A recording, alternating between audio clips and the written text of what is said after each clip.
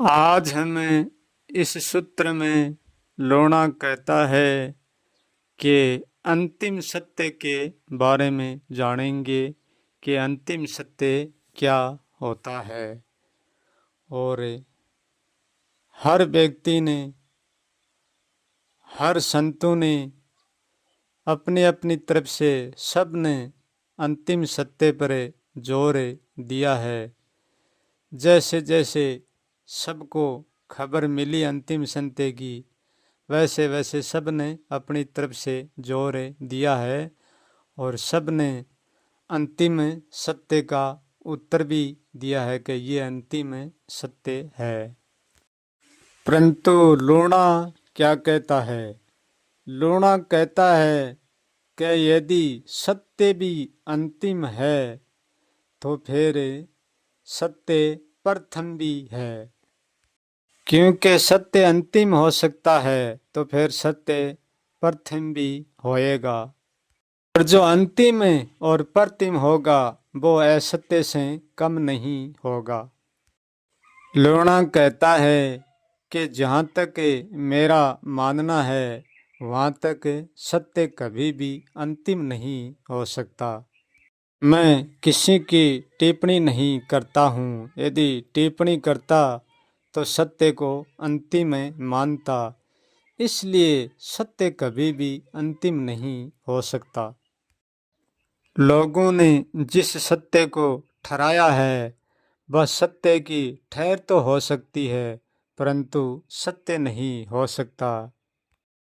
क्योंकि सत्य कोई विचार नहीं है, सत्य कोई वाणी नहीं है, सत्य कोई गुण निर्गुण नहीं है, सत्य कोई साक्षी दृष्टा का कोई भाव नहीं है, सत्य कोई शून्य नहीं है, सत्य कोई अंधकार नहीं है, सत्य कोई मौन नहीं है, सत्य कोई ध्यान नहीं है, सत्य कोई वस्तु भी नहीं है, कोई अवस्तु भी नहीं है।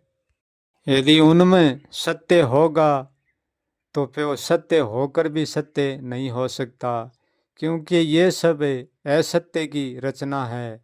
और जो असत्य की रचना का जो दूसरा पहलू सत्य बनता है वो सत्य नहीं हो सकता, क्योंकि वो ही एक असत्य की रचना है। क्योंकि मौन एक वाणी का पहलू है और क्योंकि शून्य एक चेतन का पहलू है। जहाँ शून्य है वहाँ चेतन भी है और जहाँ मौन है वहाँ वाणी भी है। क्योंकि मौन से जो भी कर्म होता है मौन दिखाकर नहीं करती है, मौन सुनाकर नहीं करती है। का कर्म बिना देखा बिना सुना होता है। वाणी का कर्म सुनाया जाता है और दिखाया जाता है, परंतु फिर भी दोनों में है कर्म का कर्म। कर्म केवल एक ही है, एक कर्म सत्य है और एक कर्म असत्य। फिर भी कर्म कर्म ही है, सिक्का एक ही है, पहलू जरूर दो हैं। क्योंकि सत्य को किसी वस्तु है वस्तु पर खड़ा कर लिया, किसी शून्य किसी मौन पर किसी वाणी पर खड़ा करके हम सत्य को जानेंगे तो वो सत्य नहीं होगा। यदि हम उसको सत्य मानेंगे तो वो अंतिम नहीं होगा, क्योंकि सत्य कहने सुनने की कोई पहचान अपहचान में नहीं है। सत्य है तो शुरू, परंतु वो कभी होता नहीं है। जो होता है वो गुण निर्गुण में परिवर्तन होता है। एक बाहर के गुण में परिवर्तन होता है, एक भीतर के गुण में परिवर्तन होता है का कोई अर्थ नहीं, होने का अपार अर्थ है। लोगों ने सत्य को अंतिम समझाने के लिए किसी ने शून्य के खूंटी पर सत्य को टांग दिया है, किसी ने प्रकाश की खूंटी पर सत्य को टांग दिया है, किसी ने आत्मा की खूंटी पर टांग दिया है, तो किसी ने सत्य को सब कुछ ब्रह्म की खूंटी पर टांग कर समझाया गया है। परंतु सत्य को अंतिम ठहराए बिना हमें समझाने का कोई तरीका नहीं खोज सकते। सत्य को अंतिम बताए तो जा सकता है परंतु अंतिम किया नहीं जा सकता। सत्य तो ठहराया नहीं जाता, अंतिम बिल्कुल भी नहीं ठहराया जाता, परंतु सत्य की व्यवस्था अंतिम ठहराई जा सकती है। लोगों ने सत्य की व्यवस्था को ही अंतिम ठहराया है, सत्य को नहीं। सत्य की व्यवस्था का मतलब है कि बीज भी नहीं है और पेड़ भी नहीं है और फूल भी नहीं है। बीज, पेड़, फूल ये कुछ भी नहीं है, परंतु उनकी व्यवस्था मौजूद है। जिन व्यवस्था से बीज प्रकट हो सकता है, उनसे पेड़ और फूल भी प्रकट हो सकते हैं, क्योंकि व्यवस्था सब कुछ बना सकती है। ऐसे ही पेड़ की भांति, बीज की भांति, फूल की भांति सत्य की भी व्यवस्था है, और वह व्यवस्था सत्य को अंतिम बना सकती है। जैसे पेड़ नश्वर है, सदा नहीं है, ऐसे ही वो सत्य भी सदा अंतिम नहीं है, क्योंकि सत्य कहीं पर भी मौजूद नहीं है और व्यवस्था सत्य की सब जगह मौजूद है। लोना कहता है कि प्रश्न यहाँ ये उठता है, फिर सत्य होता क्या है। लोना कहता है कि हे प्रश्नकर्ता, सत्य तो है, परंतु वो कोई व्यवस्था में नहीं आता, क्योंकि व्यवस्था सत्य से आ सकती है, परंतु सत्य व्यवस्था से नहीं आता। सत्य तो वो सत्य है जो कहीं से भी शुरू नहीं किया जाता, कहीं पर भी अंत किया नहीं जाता, कहीं पर प्रथम नहीं किया जाता, कहीं पर ही समाप्त नहीं किया जाता, कहीं पर ही अंतिम नहीं किया जाता।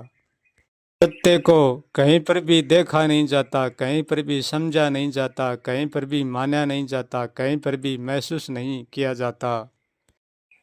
सत्य एक ऐसा रहस्य है जो सब जगह होकर भी कहीं पर भी नहीं होता है, क्योंकि सत्य कहीं पर दौड़ता हुआ नहीं है जो हम उसको ठहर दे देंगे, और जो दौड़ते हुए सत्य को हम ठहर देते हैं वो सत्य कभी भी नहीं हो सकता।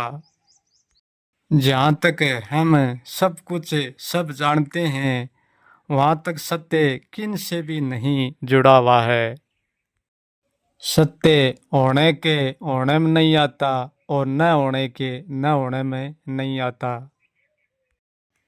सत्य का सच ये है कि अनुभव तो क्या, सत्य अनुभव के अनुभव में भी कभी नहीं आता।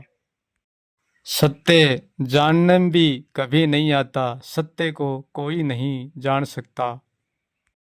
लोना कहता है कि सत्य को कोई का भी अनुभव जान नहीं सकता और कोई का भी अनुभव अंतिम नहीं ठहरा सकता। सत्य को अंतिम कोई नहीं ठहरा सकता, क्योंकि जिस चीज को हम जानते हैं उसको अंतिम ठहरा सकते हैं। जहाँ हमारी पहचान खत्म हो जाती है, हम वहीं रुक जाते हैं, वहीं हमारा सत्य ठहर जाता है। क्योंकि जहाँ हम रुक जाते हैं, हमारा अनुभव खत्म हो जाता है, वहीं हमारा सत्य रुक जाता है, वहीं हमारा सत्य को हम ठहरा देते हैं। फिर हम सबको यही संदेश देते हैं कि वहाँ रुक जाओ जहाँ मैं ठहरा था, वहाँ तुम भी रुक जाओ। हमारा बनाया हुए सत्य जहाँ हम रुकते हैं, वहीं हमारा बनाया हुआ सत्य रुक जाता है। परंतु सत्य वो है जो जिस सत्य ने किसी को भी नहीं बनाया। सत्य ने सबको बनाया है, परंतु सत्य कोई भी नहीं बना पाएगा, क्योंकि सत्य कहीं पर नहीं रुकता और कहीं पर नहीं चलता। सत्य चल भी नहीं है और अचल भी नहीं है, क्योंकि सत्य सदा ही अजाना रह जाता है। सत्य को कोई कभी भी नहीं जान सकता। लोना कहता है कि सत्य के बारे में जिसने भी आज तक जितना बोला है, वो किसी का भी सत्य नहीं हो सकता। जितना मैंने भी बोला है वो भी सत्य नहीं हो सकता। अंतिम यही चेतावनी देता हूँ कि सत्य को अंतिम कोई नहीं ठहरा सकता और कोई सत्य को जान नहीं सकता। सत्य सदा ही अजाण्या रहता है।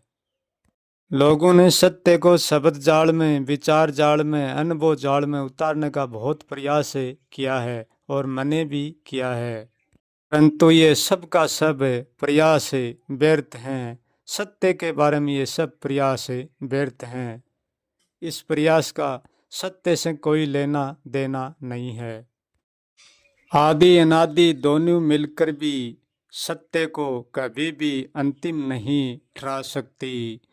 आदि से मतलब है चेतना और अनादि से मतलब है शून्य। ये दोनों मिलकर भी सत्य को कभी भी ठहरा नहीं सकती, कभी भी अंतिम नहीं कर सकती।